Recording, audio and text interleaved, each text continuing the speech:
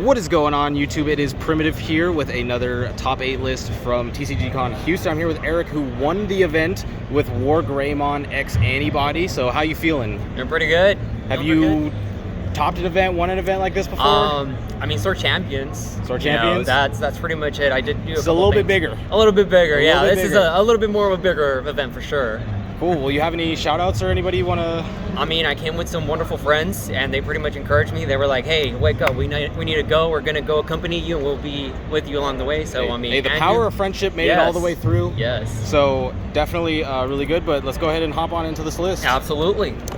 All right, cool. So we'll go ahead and start with the Eggies. I got the BT5 Koromon. A lot of people like to do that DP plus Koromon. I personally feel like at the point where I am already swinging, I'm pretty much high enough to conquer anything. I'm usually at 17K, and this just kind of gives me another draw so that way I can get pieces a little bit quicker and sooner. So I really love that one, and 4 to get consistency on that. Basic Agumon plus 2K for inheritable. This one's really good, crucial when it comes to those mirror matches or when you really have to get a little bit more extra gas on your DP to be able to get over certain things, or just kind of wondering in terms of like Death X or, or even if that matter, those big 16Ks, those are the ones that we're kind of like, worried about, but with this one, we're pretty good and solid. I play 4 of the Searcher Agumon. I sometimes have this debate in my head when I just draw this instead of this one, either of digivolving it for free or just playing it. For the most part, I'll just play hard playing this one just to get an extra draw and banking on the fact that, at some point I'll get the Agumon, but if this stays in field, I'll be able to capitalize by, putting some Agu X's, just kind of building a second tower for that matter, but most of the time I'm just kind of building in the background. I got 4 of the Agu X's. I'll put the nice looking one in front. Beautiful. Yes. Got to show a little bling there. But pretty much, if this survives, I'll just pretty much get an extra draw there, and I'll start getting a lot of hand control in that sense, getting a lot of draws. And I mean, if anything, I'll just keep them in the back with this Agumon, just Digivolve on top, and just kind of start building a little bit more sources to be able to protect it a little bit better. Okay, I have a quick question for you. Since we talked about it a little bit before we started, I thought we should address it. Why aren't these all tarred? Correct. So I personally feel that some people don't want to give away, or rather spare the trades or the selling and so forth. But honestly, I really feel like if I get them, cool. If not, it's not such a big deal. I'm not trying to like impress anyone. If I get them, awesome. But I mean, they just kind of come and go. I really don't have a big materialistic matter. But I mean, I will appreciate the fact that they're really nice. Is there proof here now that playing 1 Agu X and the 3 rest wins you an event? So I will tell you that it throws people off thinking that, I just have one really nice looking Agumon X and they'll be like, all right, cool, this guy's broke, he probably doesn't have anything else, we're good. But no, it's pretty much just a mind game kind of thing. Okay, well, sure. I'm glad you were able to break this down for the people watching. Yeah, for sure. So that's for the rookie and the egg lineup. We'll go for the champions next. I play 1 of the BT5 Greymon. This one really is same thing. If my Agumon survives there and I'm able to choke them to 1, I'll just split them to 1. But if anything, if I need that extra DP increase for that 2,000, I'll pretty much do that in the background. I don't really rely so much on the security attack plus 1 Greymon, because honestly, by the time you see the build, you'll see that I have enough securities to be able to swing for game. But this literally 1 of just in case I need that extra DP increase. And then obviously, 4 of the Greymon with security attack plus 1.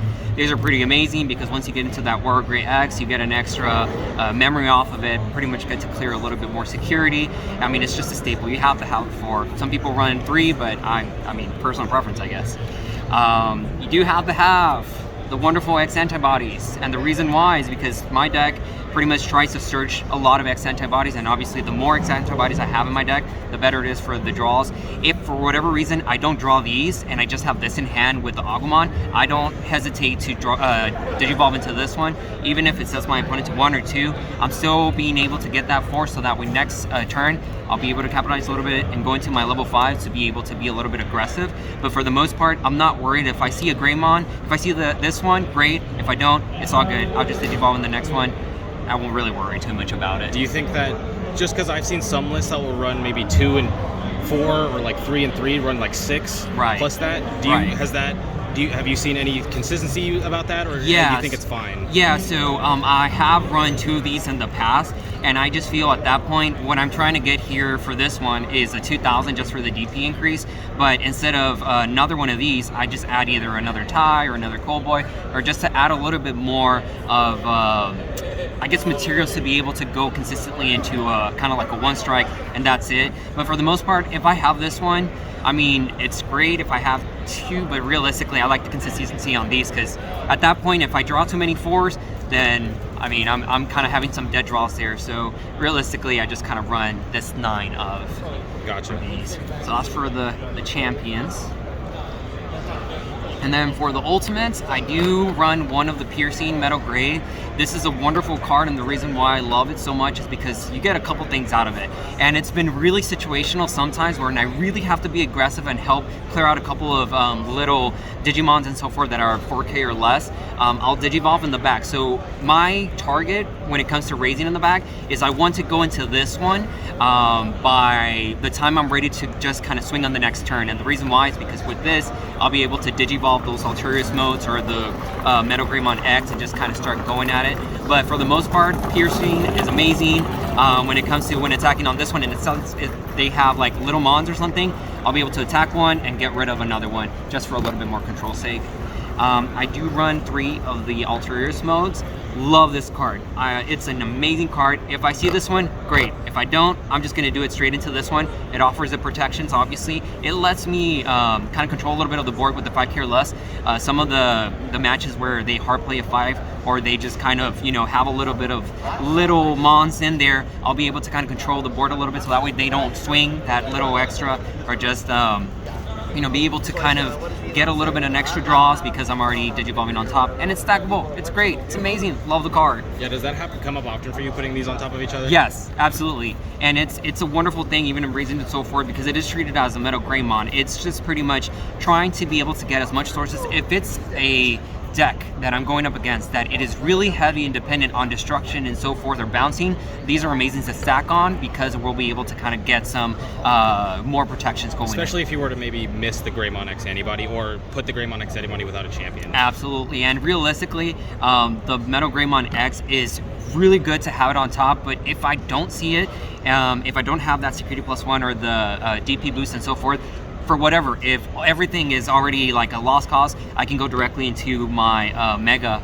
into this one, so I won't really worry too much. It should be high enough on the DP to be able to conquer a couple things, but obviously the Metal Gray X is pretty essential as well. Yep. Yes, a lot of people run 2, 4, it just depends. My preference is 3. Yeah, personal preference for sure comes into a lot of these choices. Mm-hmm. A lot of people usually run 4 of this one. I personally choose 3, and the reason why I choose 3 on this one is because I'm drawing so much with the Koromons, with the Agumons and so forth, to be able to see this pretty consistently. There has been some ways where, you know, it's on security or whatever the case may be, but again, I'm not... The purpose of this deck itself, I would say, is that I'm not really relying so much on very essential pieces aside from 2 or 3, but other than that, if I do this one or this one or this one, I'll be good. If I have the X antibody, I'll go into this one, get the effects. If I don't, well, I'll go into the other ones. But for the most part, this is a great card to just kind of be a little bit more aggressive. In one of my matches, I was able to be aggressive to respond to an 11K Mon, pretty much to bring up Digivolve into the Metal Greymon with the X antibody. It would be at 11 plus the inheritables of the others to be able to conquer that. And although it's not the most ideal play, it is at least a good control, because at that point they have to wait until they hatch again and start building another tower. It definitely happens. It definitely does happen, but for the most part, I'm trying to make sure that I have something prepared here in the ultimate level to be able to swing for that game and so forth. But on the most part, it just really varies depending on the strategy. But yes, those are the ultimates. And then for the megas, we have 2 of the WarGreys from the BT one. These are a little pimped out. These are from the... this card makes me sad, says the Secom player. Right, so this one's amazing against Secom and so forth. I think for the most part, these, some people run 3 and 3 of the other WarGreymonX. I personally tried 3 and 3 before, but because this is more reliant on getting your X pieces, the moment that you whiff on these, you'll be like, all right, that sucks. It's just nice to have, right? But it's really nice to have, especially if you're able to go If you're on your tie, you could just go into this one and then X for 1, and then get an extra draw for that matter, get a little bit more security out of the way to be able to blitz Omni for game. But sometimes I don't have to go into the WarGreyMX because this one will just get me the securities that I need to be able to go to blitz for game. Do you ever use this card in matchups like, let's say, blue, just to swing and not hit Hammer Spark or Ice Wall? Does that, do things like that come up? Yes, absolutely. So what I usually do, I'm kind of on that, like, let me kind of poke on the first round just to kind of seeing what kind of options you might have that could potentially hinder my whole strategy. But if I identify that there's a deck where they have the Cocytus or they have the Hammer Spark and so forth, I will be able to save some of the sources, but at the same time, it won't be able to activate. So realistically, for whatever deck, if they have options that they rely on, this kind of tends to be a little. I just feel like a lot of people link this card to things like security control or Mastamon, but the things is just being able to swing in, not like if you're at 0 memory and you're swinging and your opponent plays X antibody, just being able to just play around that a lot of times could solidify you some games. Absolutely, and if I'm playing some sort of like either a mirror or something that has X antibody, to be able to not have that, activate is wonderful. To be able to do like Justmon, where they have their, options to kind of reduce the cost. A lot of different situations where this card is really good to have that 2 of, but we're not so reliant on this one because the main big one. We got the big boy. The big boy, and here I did kind of try to get these at the event actually, but don't worry about that one. But I'm running 4. Don't worry about that little one, but we'll have it soon. But pretty much the 4 of WarGreyMX. This one, I mean, it's incredible. What I like to do on this sense is, as long as I have, my security, I'll be able to X antibody, go into this one, swing to my security, get the memory back. If I were to be paying the 4 cost for it, I will have at least, the 4 memory from the other inheritables to be able to go back to 0, to be able to blitz Omni or blitz Omni and then the Omni X for game. But for the most part, I love this card because it's able to kind of control a little bit. Now, if it were to be the case where it's a mirror match or for whatever reason, I'll be able to deplete some of the sources to be able to get a little bit more control out of it. But realistically, this is a great card to have when they're having a big mon on there and I need to get rid of it. This kind of helps me on that sense to kind of have that control. I have one last question for you about this. When it comes to things like the WarGreymonX, not counting memory issues, is there any situations where you wouldn't go into the WarGreymon before you went into the WarGreymonX? Is that ever a thing? Yes, and it's really situational in the sense that where I feel that if I am at 3 and I don't have this one, this is a great to have a security +1, right?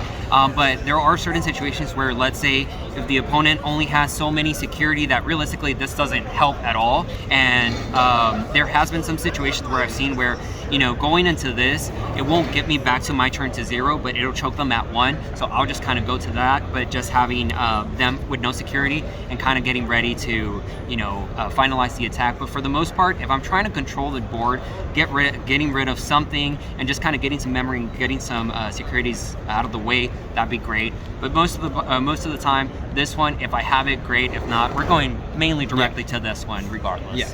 And if I have the ties, which you'll see kind of like my ratio of ties, this kind of helps me to get that extra draw, security +1 in case I don't have that one. Awesome. Yes. And then for the bigger boys, we have 2 Omnis, and I have different arts, not because I don't have the other art. Because they're all awesome. Yeah, they're all awesome, so I really couldn't choose one. They did good with the BT5 Omnis. Yes. But I pretty much run the 2 of Blitz. For this one, I mean, I have enough Agumons to search it. There has been some situations where I either, for whatever reason, have both in security and I'm not able to go into the blitz, but we can kind of play around it a little bit by just kind of like switching a couple of parameters over here. But for the most part, this is going to be my, alrighty. At that point, I have my 4 security checks on this one. I'll be able to Omni and then go into that next, Omni X for game. But for the most part, this one also, if I were to have to blitz into a Mon, I could definitely do that as well. And plus it has that extra protection. Some cases where I will build a tower that is so really unorthodox, just really random stuff where I don't have the security +1 Greymon or no real big protections aside from maybe 1. What I end up doing with this one is if I were to have my WarGreys on top of a WarGreyMX, I'll be able to put that Omni where 2 things might happen where I have to pass turn. Either I have to buff it up to the 14 plus the 3 from the Metal Grey X, or if I deem that it would allow me to have extra protections from getting that level 6 out of the way. It's just really situational in that sense, if it were to be the case where I'm not using it for blitz. But some of the times in some of the games, I go into, instead of passing turn with the rookie or something, I know that if this is suspended and I have something coming from the opponent's side that will easily, steamroll this, I'll be able to get an extra 2k from that to be able to have a little bit of a liberty of, all right, they're going to hesitate because they might not be as strong versus just having this one, and so forth. When it comes to the other one, Omnimon X, this one, it's a great finisher if I'm just being really aggressive and going into just the WarGrey for those 4 checks, getting to this one and just getting that final check, or being able to return something. It's just really great to just have, I mean, the one of is going to be the thing. If it's in security net and for whatever reason, for a Melga or just something that is really kind of dependent on swinging, these kind of save me a lot because it's kind of hard to get over that 16, and being able to not only have it reduce costs from this, but also being able to return something and just strip something from the security. It's a great asset to have, just a one of to be able to finish those games or just control a little bit of that board. Yes. So those are it for my level 7s and the 6s. And then for the options, I run 3 X antibodies. I've seen some people run 2, that's crazy, but respects to them. But I think 3 is just the perfect ratio. You're gonna see it at some point, regardless of it being in security, regardless of it being on your deck. You have enough draws to be able to get to that X antibody. Obviously, there's some matches where you wish you had this before, but you eventually, with all the draws you're getting, you're bound to have it at some point. But I mean, for whatever reason, this is great for whenever you're digivolving into the Metal Grey X without the other Metal Greymons, or being able to swing and be able to digivolve on top. It's a great card to have. Obviously, people know about this. Don't really have to talk too much about it. For my ratios for Ret Memory Boost, I run 3. I used to run 2, just kind of making sure, like, I'm having some sort of draws, but I'm seeing that 3 is a little bit more consistent, because not only will it eventually be in security and give me that 2 memory that I need to kind of go for game, but also if for whatever reason I'm unable to get a rookie on the first turn, I mean, if everything just fails, we do one of these, we'll be able to search a little bit of the pieces. If I were to get the Agumon that I want, great. If not, I'll be able to just kind of risk it and get another draw. But for the most part, this is great to have, not only for the search, but for the memories. And it works really well whenever I'm put at 1, because that will give me the 2 to go to 3 to be able to do something, because most of the time I need 3 to do some sort of shenanigans. Saves you if you don't have that tie.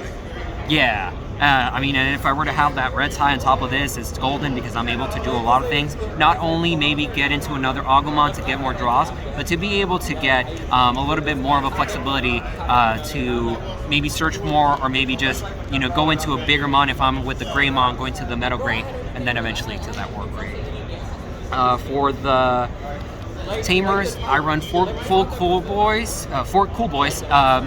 Just pretend that all of these are pre-release, but they're not. Just full disclosure. It's but okay, we can't see it now. Yeah, you can't see it. I'll edit it in. Absolutely. You could just kind of like Photoshop it in. But pretty much the 4 of, you're bound to have it at some point. It's a great memory choker if they don't have a memory tamer on it. It sucks when they have, and then you just kind of give it, to pass it through 1, and then they go to 3. But for the most part, because this deck is really reliant on the X antibody, traits and so forth, we're mostly getting those Cool Boys in early to be able to draw what we need, and then digivolve and get the memory off of that. And then I do play 3 ties. And the reason why I played 3, some people play different ratios too, and then other Tamers and so forth. I just think this is a wonderful card. Again, if there were to be the case where I don't have that security +1 Metal Grey, if I don't have that security +1 Greymon, if I don't have that security +1 WarGreymon, I'm having these as an also backup option to be able to get more swings in without it passing the turn with the X antibody into the WarGrey, and then just kind of getting stuck on that 1. I'm bound to get a little bit more memory because I'm checking more, and situational in terms of, whatever the case may be. If I'm not drawing into the pieces that I need, this at least will give me not only the 3 to be able to get more searches, but to be able to get that extra security that I might need to be able to go for game. And I think that is it. Alrighty, well, thank you so much, and once again, congrats on the big win. I'm sure this is pretty awesome. Do you have any final words?